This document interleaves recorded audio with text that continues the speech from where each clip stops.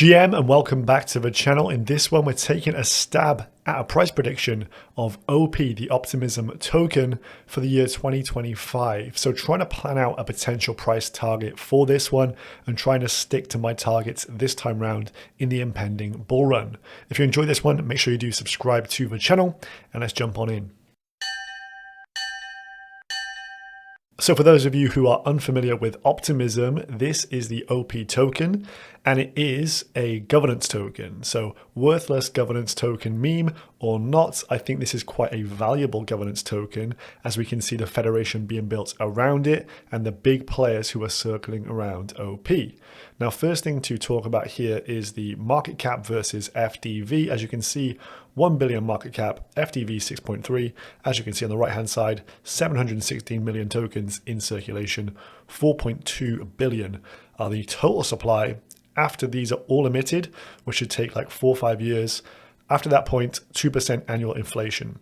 So what we're trying to do here is invest in this one, or particularly I'm investing in this one for this next bull run in anticipation that this is the point in time where it's going to have its major Cambrian explosion, lots of new dApps, lots of TVL attracted to the chain, and the L2 thesis for Ethereum really plays out. So OP is my pick in terms of the L2 of choice.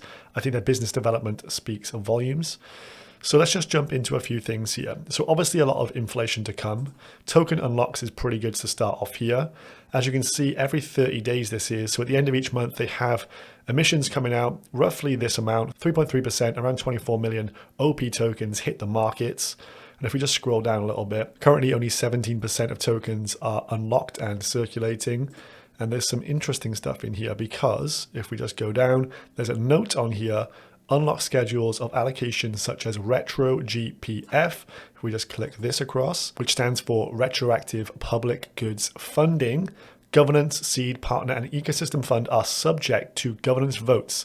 So they are left untracked for now. So if you look at the emission schedule here on Token Unlocks calendar, it doesn't take into account those things due to the fact there will be votes on them in the future. So they're not guaranteed to unlock at a specific time. So these are the guaranteed locks that we do have. And my kind of time frame here is looking at Q1 of 2025. So somewhere around here, we expect there to be around 1.2 billion OP tokens in circulation by this point at a minimum.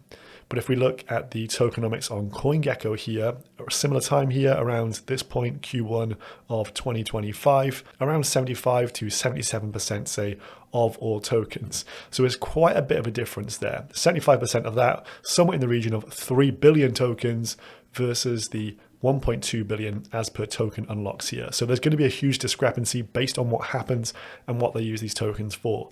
In my mind, they are going to be in a great position to start emitting tokens to the ecosystem participants like we saw last time round with the Alt L1 trade. You put out a big news story as the market is really cooking and things are going vertical, and you attract people into the Optimism ecosystem, the super chain, by emitting OP tokens left, right, and center. So I think that's the governance proposal that will happen in the next bull market, and the inflation likely to be offset is my view by the fact they actually release this during a period where a load of people want to come to these various chains on the OP stack to get the OP rewards. And what we saw previously in the last cycle was that even though there's high emissions for these overarching tokens, these governance tokens, if they are driving tons of value and tons of users to the particular chain, well then that offsets things and the price can still go vertical for quite a long time as so many people are just aping in. But this to note, there's obviously a bit of a discrepancy here. We're looking in the region of somewhere between 1.2 to 3 billion tokens coming out for this one.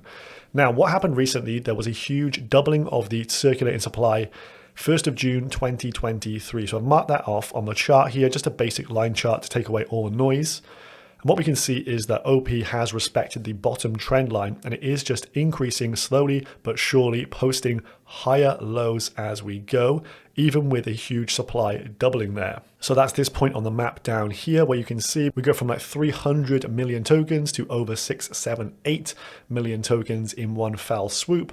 A lot of investors and core contributors getting PAID. But as you can see, a bit of a bullish unlock, bullish selling meme, because the token price didn't dump off that much. We went down to the low ones, yes, from a roughly $1.30, but as you can see, the price has still continued to appreciate here, and OP does look rather healthy in terms of the overall chart. So what's the thesis behind this? Why is this useless governance token still getting quite a bit of value? And why do I think it's going to continue to garner a lot of value into the future? Well, the answer comes down to the business development and those building on top of this chain. So when you have governance of a token, say it's a random shit Alt L1 chain, maybe Harmony as an example there. I hope there's no Harmony fans getting upset at that comment there. But the governance token, you're governing a chain that has nothing on it and no one really cares, right?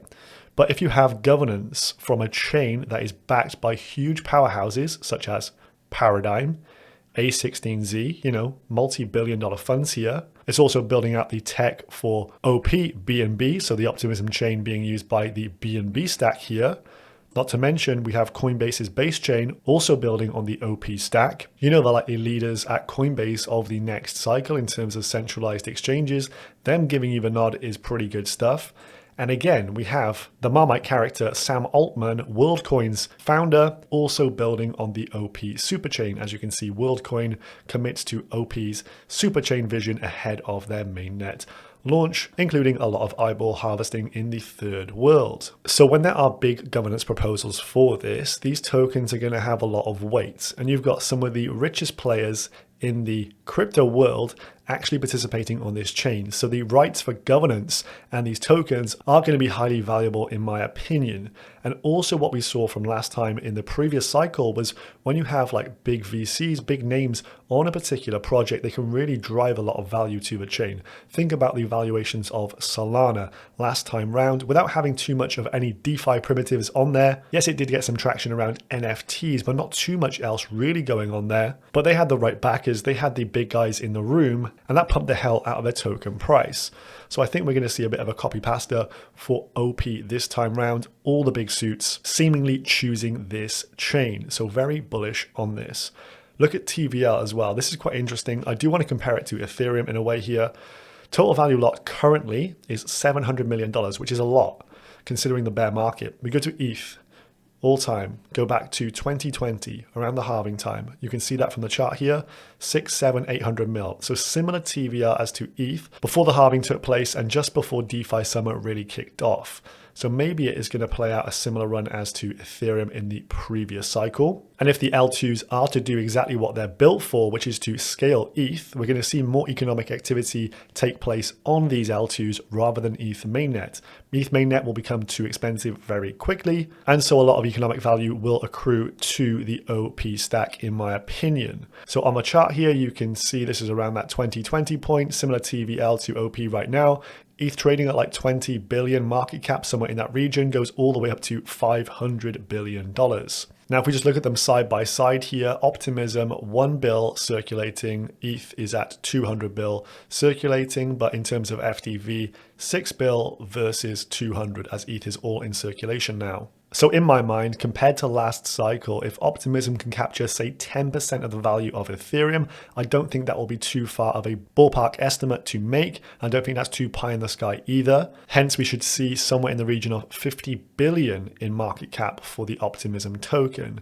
Bear in mind, we don't know how many tokens there will be. Maybe there'll be 1.2, could be 2, could be 3 billion tokens out in circulation at that point due to not knowing the exact vesting schedule because of the governance votes. So I'm kind of working towards a price target of somewhere in the region of $40 to $50 US for Optimism during the peak of next cycle. And that is kind of my take profits, TWAP the heck out of this thing and get rid of my tokens ready for the bear market kind of play. Then if we look at market cap of over here, some people who are a lot more bullish than myself would say maybe why can't Optimism reach the market cap of ETH in this bear market right now?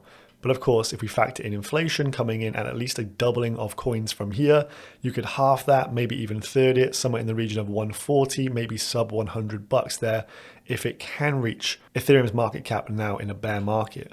But I thought it'd be more interesting to actually price this against a previous L1, an alt L1 from the last cycle that did have a lot of traction and had good dApps built on it. Because what we're seeing with Optimism, there are going to be big dApps building on here. We have all the super chains being launched from Base, from Binance, from A16Z, etc. And so I think a fairer comparison could be something like AVAX of the previous cycle, which had a very much lively period in its history. So we toggle this to AVAX at all-time high.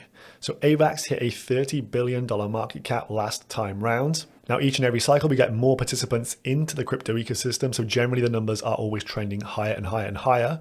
But even at the previous all-time high of AVAX right now, again, we can't factor in the tokens into this. There's about 700 mil OP in circulation right now, but that would still put it at a price point of around $41 there. So factoring in the inflation, plus the fact that crypto always goes a bit higher than we expect each and every cycle, I do think this is a fair price point to actually be targeting for OP over this next 2-year period into 2025. So Optimism and its super chain has some of the biggest backers in the crypto world, some of the biggest VCs, and also some of the biggest protocols actually building on the OP stack.